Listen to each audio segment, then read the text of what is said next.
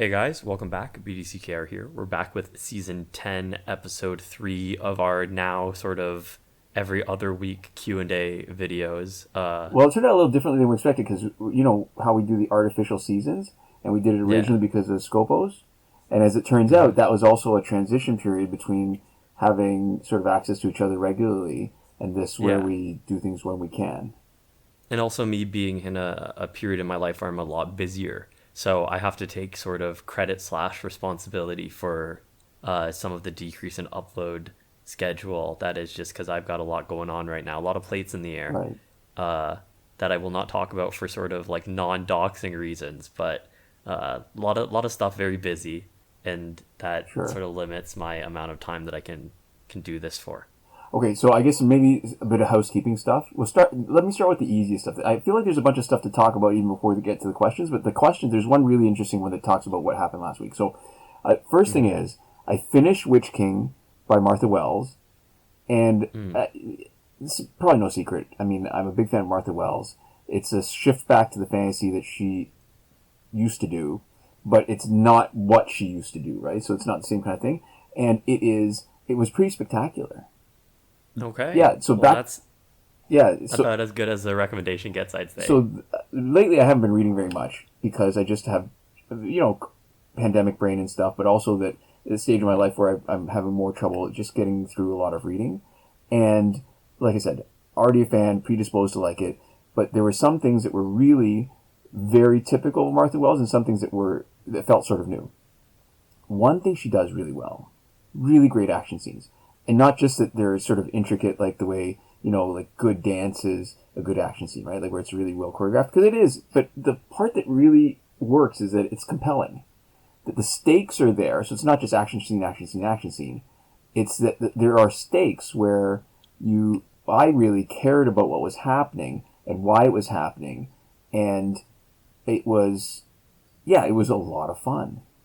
And so there's a couple of really sort of cool things that she did that I wanted to point out that was different than usual. So there's the choice of language she uses in different kinds of characters. So obviously the title is Witch King. And so you take familiar terms that you have, like witches, and so it codes for certain things, right? There's certain expectations you have when you see the word witches. And it surprises you with some unexpected things that happen, which is kind of cool. And then there's some unfamiliar things like expositors that really made me feel just that little bit of uncomfortable because it's different, but then leaves you open to new things.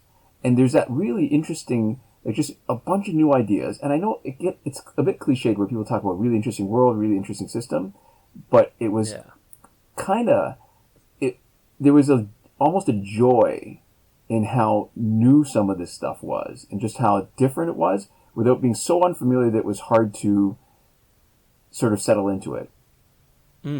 That's a hard balance to strike. Right. That's impressive. Now, it was complicated too. There's certain things that I didn't entirely follow because the political systems and the groupings, there was just a lot going on in a relatively short novel. And I think I might have to go back to try it again.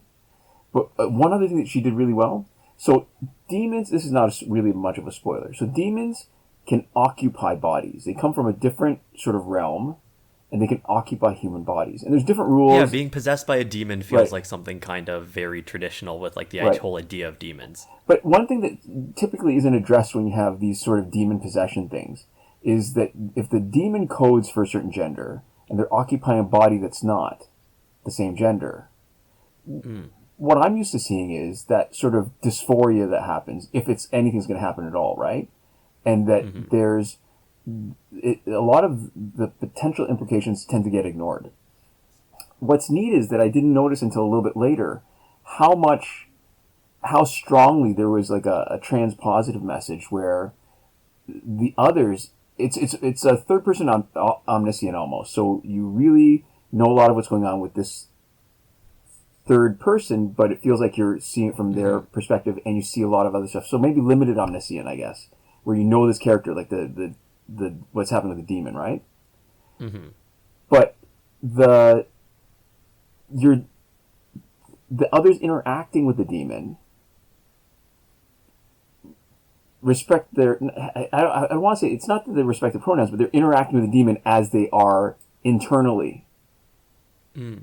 which is kind of neat. Like there's something about it that it was sort of sneaks up on you the same way that, say, Wizard of Earthsea. It sneaks up on you that Ged isn't white. And I mean, for a fantasy book from the 70s, that was actually kind of groundbreaking and strange. But that, Ged was brown. And again, that's not a spoiler.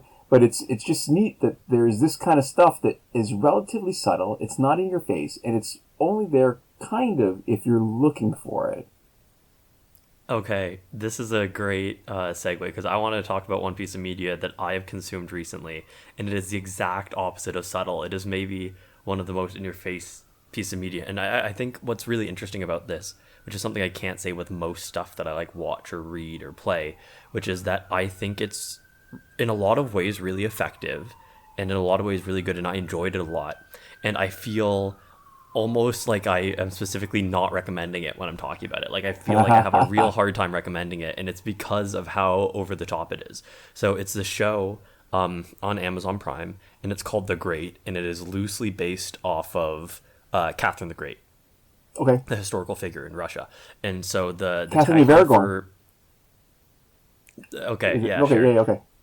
But so the tagline for season 1 is an occasionally true story.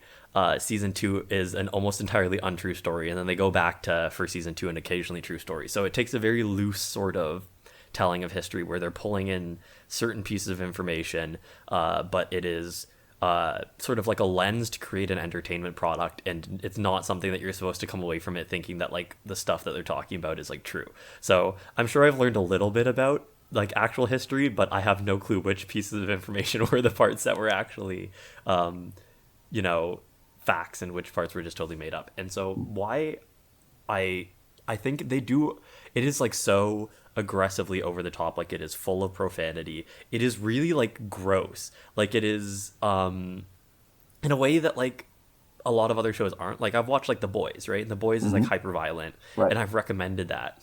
And this is like gross on like another level from The Boys, if that tells you anything. Okay, where that tells, yeah. It's like almost constant. There is like a huge amount of just like sex and like violence and just like weird sort of nasty things that are happening all the time, and it's used to create this sort of general sense of like the Russian aristocracy being like absolutely sort of like hugely self-interested and like full of like vice and like kind of operating almost on like a different level from like what like my like human experiences, and what would have to be like leagues different from like what the actual people they were ruling over in that time's like lived experiences were. And so it's all this like sort of like parties like back and all, like they're always like drinking and like throwing glasses everywhere and stuff.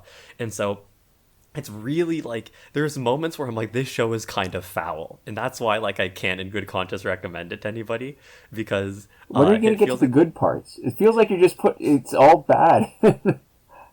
Yeah, and so what's really interesting about it is they use this sort of over-the-topness to kind of disarm you, and within it, I think there's a lot of actual like nuance and character building and growth and like really interesting like dialogue and like family dynamics and the way that they look at like sort of like generational patterns of behavior and like complicated like love and like interpersonal relationships. And then they have all of these people who are kind of really gross, but it's not like locker room behavior the same way. So they also use it to have like interesting sort of like portraits of like masculinity and like fulfilling like the roles like expected of you. And so there's all of this like it doesn't feel exactly like The Boys, where it's like the violence is sort of directly part of the message, right? Where like the violence is sort of intrinsic to what it is. Right. Where it feels like a lot of the gratuitousness could have been taken out of the show,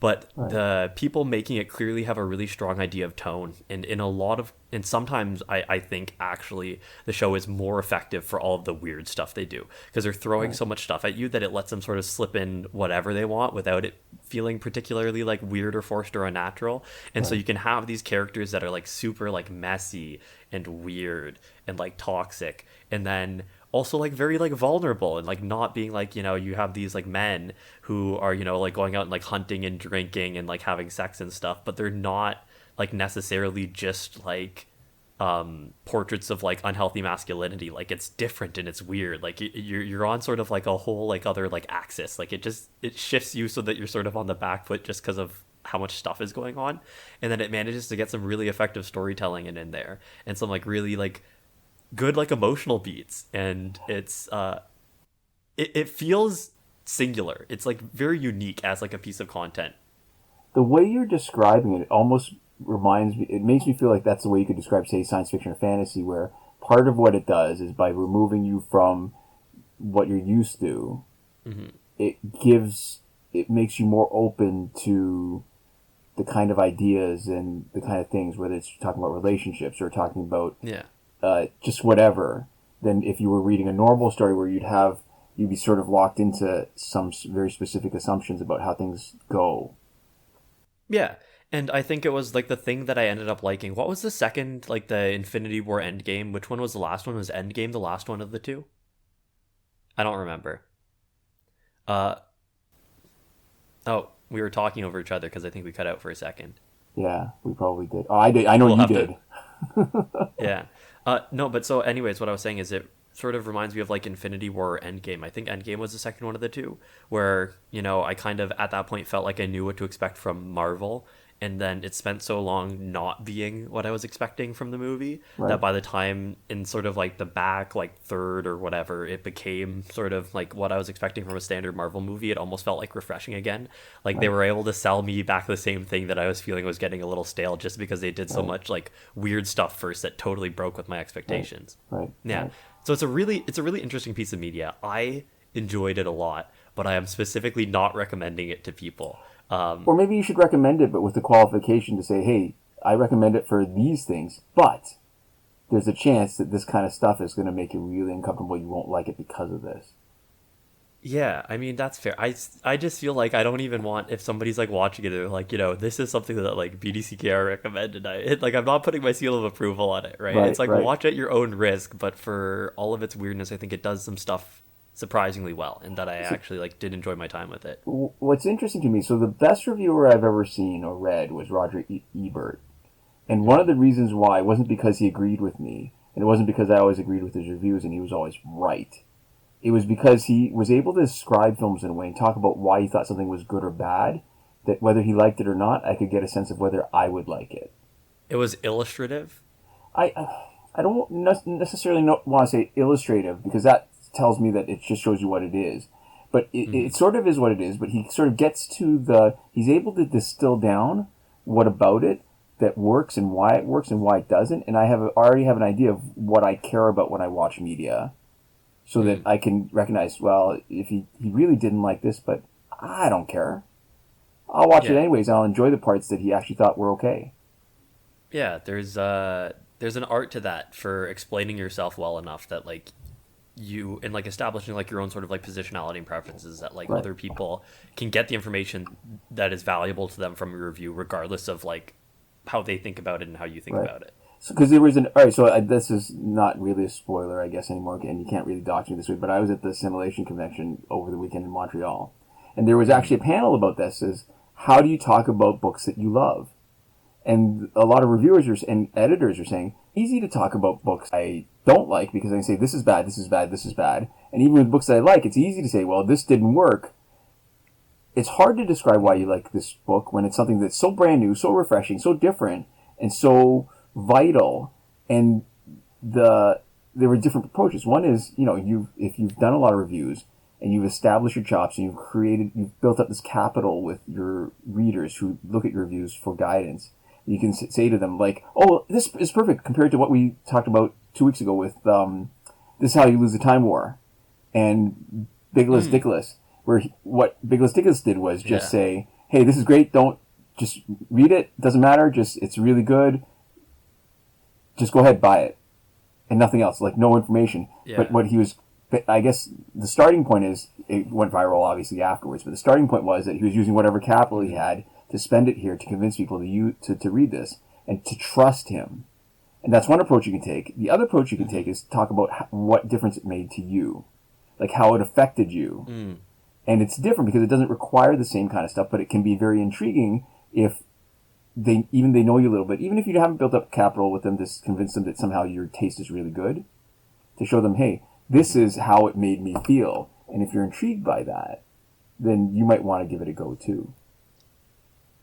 Yeah, that's interesting. Okay, quick tangent, and this is like a stolen idea. I first heard this Michael Stevens with of Vsauce, his episode on like the Safety Third podcast, but something really interesting because we're talking about recommendations and how like that's like Right. different now. I think one of the reasons why Big List Dickless's tweet worked is because there's this like kind of social facilitation thing going on with recommendations now, and specifically content in general, where like uh to some extent, people just are a lot more, I think, willing to see somebody say, hey, this thing is good, check it out.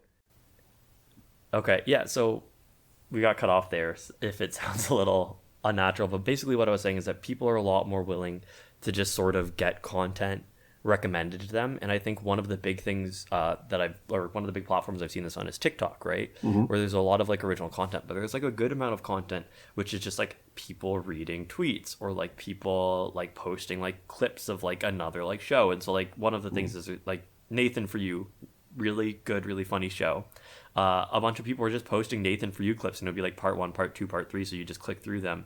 So much so that there's now an official Nathan For You TikTok account that just does that. I guess they decided that if people were, gonna infringe on their copyright, that they would at least be able to make the content and upload it sort of the way they wanted. And the thing that I saw on this podcast talking about it was that the weird kind of thing about it was that the worse of a job you did ripping your content from another platform, the better the media kind of did.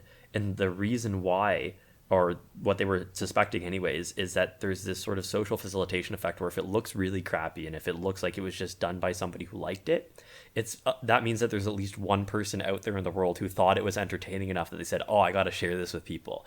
And if you've done it like really polished and smooth yourself, then you are trying to show it to somebody. And there's nobody recommending it to you. There's nobody out there who thinks it's good enough that they like had to whip out their phone and like record like their laptop screen to like post a video about it. It's the person who made it who obviously has that like intrinsic motivation to share it. And so I think in some sense, Big List Dickless, he only had 15,000 followers on Twitter. So and who knows how much like social capital he had with those people. Right. So my only thing is that I think the thing that might be a little bit different is my understanding of it is that people are kind of just more, or I feel like I am increasingly more willing to just accept recommendations from strangers now, because so much of like the content I get is like, in one way or another, or at least has the appearance of being somebody being like, hey, check out this cool thing, instead of necessarily like making something themselves and then saying like, check out my thing, which is what a lot of like, that's what YouTube is primarily, right? Like what we're doing is like, check out my thing. And on TikTok and other media platforms, I'm seeing more and more of like, check out this other person's thing. Isn't this cool? And like getting like pulling like a part of it or a clip of it or just like talking about it a little bit, and just sort of like pure like recommendation as like content. So it sounds like what the implication is that the more unpolished it looks, the more it looks authentic. Yeah. I think it is to some extent, because I think that's one of the reasons why Big List Dickless caught on, is because like a lot of like people were retweeting it and saying like, yeah, this is a really good book. And it was funny because that account was not like some book publisher like ad campaign, that wasn't some whatever. It was like maybe the most unpolished possible, because it was an account that specifically had a gimmick that had nothing to do with books, right? And so there was that layer of like, and there's a whole joke on Reddit. There's like a subreddit dedicated to it where people have like really like weird or like gross like usernames, and then they have like a surprisingly like poignant like message replying to somebody about like mental health, about like like stick in there like your resources, whatever. And so the subreddit, the original example of it was there's somebody had the username Rimjob Steve, so somebody like they replied with like a really wholesome comment, and then somebody replied to them with like, thanks Rimjob Steve. Is it like that time where one of the commenters had named himself, it turns out to be like a porn star, like had taken the porn star's name as, so anyways. Wow. Yeah, but so it's stuff like that where I think there's something almost inherently like entertaining about that mismatch and that like pure authenticity, where it's like this person is not like somebody this account has not been set up to deliver you book recommendations. This is not a Reddit account that is meant to, Right.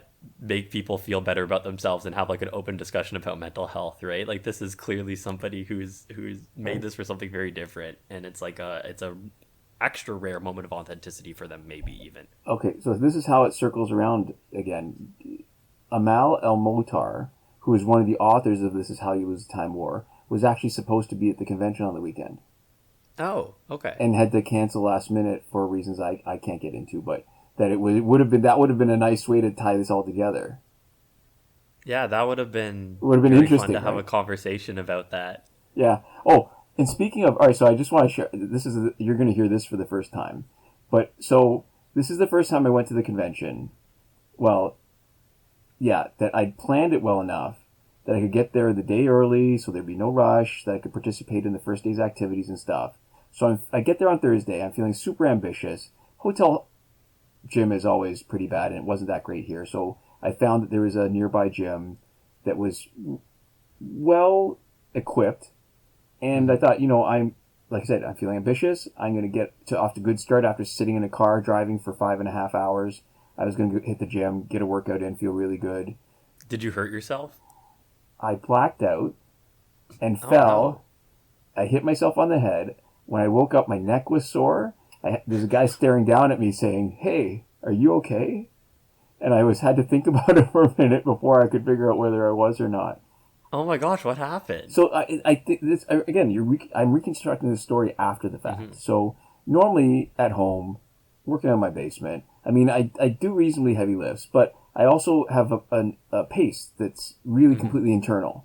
Right? I sit, I pause for as long as I need to before I do the next set. At a gym, I don't have the TV in front of me. I don't have. I'm not pulling out my phone to look at stuff. I'm sitting in a gym. I got nothing else to do. I'm probably not pacing myself right. That's the first thing. Hmm. So I'm probably going to the next thing too soon. Second thing is that I'm also, because I know I'm not going to be working out for a few days. I hadn't worked out for a couple days before. I was doing a full body Yeah. workout instead of doing like a really focused workout. So I Yeah. did fewer sets, but I did. I hit my working weight. Did 3 sets of bench, actually 4 sets of bench, 4 sets of chin ups, and then I was going to deadlift. Now I didn't Yeah. even peak out. Like deadlift, I'll hit 315 for a triple, 335, then 345 for singles, maybe one or two singles. At Hmm. 315, the last thing I remember was I did the one, felt a little tired, did a second. I thought, I think I got enough juice for a third one. And Yeah, I and you felt did a not have little, enough juice I, for a I, third I, one. I felt a little lightheaded as I'm putting it down. Is when I sort of have this half memory of Hmm. planting my face on the ground, and You're then like, this is probably what had happened if it yeah, happened. yeah. Well, again, I don't know if it's a real memory or I'm reconstructing it. And then I come back, Yeah. and I clearly had enough wherewithal to be back and sitting on my bum when the guy's looking down and Hmm. say, "Hey, are you okay?" Because I wasn't like face planted when I'm Hmm. looking at him, like totally collapsed and Yeah. prone, but I was clearly not myself. So how bad did you end up getting hurt then? This is the first time I'm hearing about it. I would have thought that this is something that you would have communicated to me before now, but I Well, guess you wanted to I, save it. I didn't know. I didn't want to mention anything until I got back because, Hmm. I didn't want to worry mom. And when I'm in Montreal, I just got there. This is the first day. Nothing that can Yeah. happen anyways. So my neck was already starting to get sore within like an hour of it. So I just did a really hot soak every night because I know that with these kind of potential whiplash injuries, that it's often the day after or the day after that you feel worse because everything cools Yeah. down. It's not warm. It's not as loose, and it tightens up. And so Yeah. I think I avoided the worst trouble. But I have a little mark here from on the side of my head of the temple that looks almost like a little bit of like minor, what is it, road rash? But not really because it's not like asphalt I went on. It was just rubber floor, maybe the handlebar of the Yeah. knurling on the the bar, right? The Olympic Well, I'm bar. glad you're okay. Well, that remains to be seen. I'm good enough now. I'm glad you think you're okay Yeah, currently. I'm glad. I think I'm okay too. Okay. So We have had a yeah, lot of catching up here. Do we want to answer like one question? do we want to answer one question, or we start? Yeah. Let's answer one question, and then Yeah. we'll leave something for the next episode. Yeah. Okay. So our first and only question this week comes from Cameron 107. This is more of a comment, I guess. This is why we added so many extra letters to our Q&A way back when. But Cameron says, really like the idea of breaking down and analyzing a difficult fight like this after the fact. Reminds me of the good old days when we had replays. And this was in reference to the solo video that you did last week. Right. Breaking down and analyzing a fight, as Cameron has put. So the interesting thing to me sometimes with watching videos, especially when you watch it in real time, I mean, there's certain things that you can say about it, but things pass so quickly that often the subtleties are missed. And it's neat. I mean, there's different elements of fight. There's the team composition, there's the gear loadout, but what I think gets ignored a lot is the in-game adjustments that you make. I mean, there's a limit. Usually people have an ability or an inability to do the mini games. You can work on, getting good at doing tapping really fast or swiping really fast. What people don't talk about nearly as much is the adjustments. A lot of times when people talk about teams, they'll say, this is what you can do. They might mention what you do with different teams, but they very rarely point out to you, so this is what we did right at this moment. This is what we did here. This is what we got right. This is what potentially we got wrong and why it hurt us or why it didn't hurt us. And I thought it was interesting. The reason why I did that was because the damage over time team with Arkham Knight Catwoman is spectacular, right? If you have that team, and as long as you're not facing, there's only one team that's really dangerous to it, and that's the Blackest Night Flash team. Because for those who don't know, and I talked about it last week, was that Blackest Night Flash has the passive that lets him take damage over time and change it into gaining health and gaining power. And he does that for all his Blackest Night teammates. So when you've got a team that's focused on damage over time, and it's a spectacular damage over time team, what do you do when you face that team besides just noping out of it?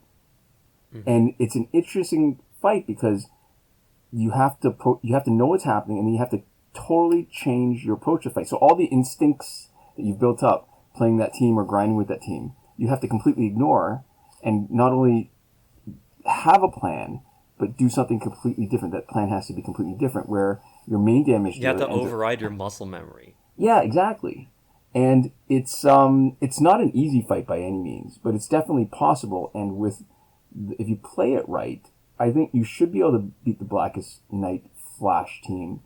But the things that'll make it hard would be an Astro Harness and an extra revive, more so on any of the characters, more so than just the Blackest Night Hawkgirl one. But if somebody's got Necron Scythe and somebody else has got 2 pieces of fourth or Gear set, then it's going to be a really tough fight.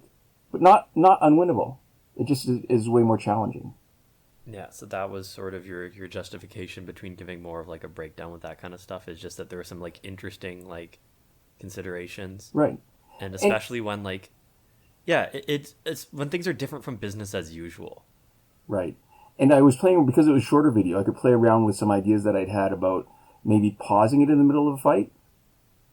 And so commenting at that particular moment, like the moment when you see that Arkham Knight Catwoman has 2 bars and she's off screen. Now she's ready. You can tag her and then use a super.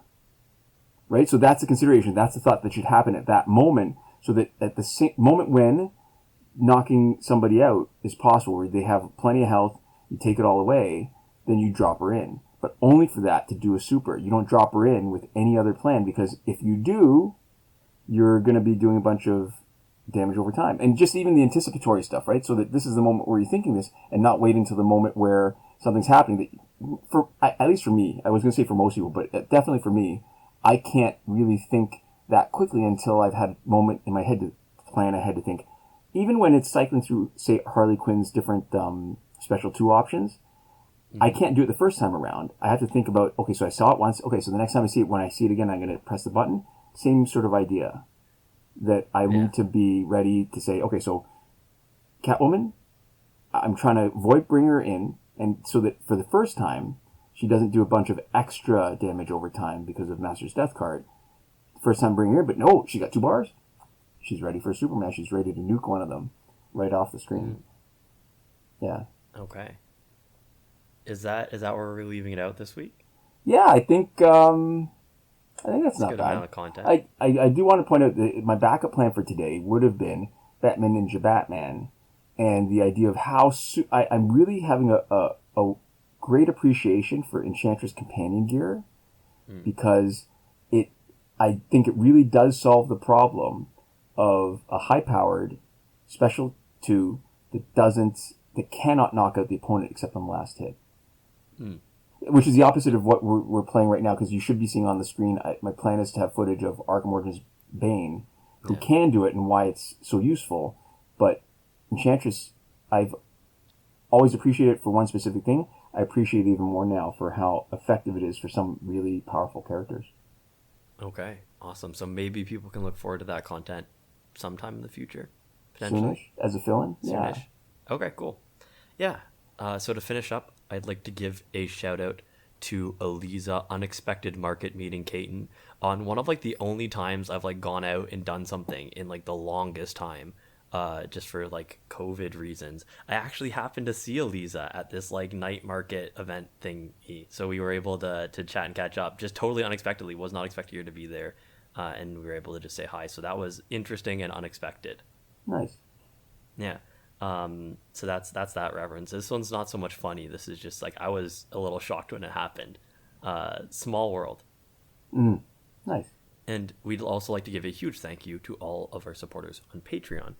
And that would be Alexis M, who's supporting us on the Your Message Here tier, Michael Devries, Irvin, Ruiz, Hoshi127, who are supporting us on the credited level, and a list of people who've been kind enough and generous enough to have supported us at some time during this pandemic. And thank you so much for watching. We're going to see you next time. Komoda.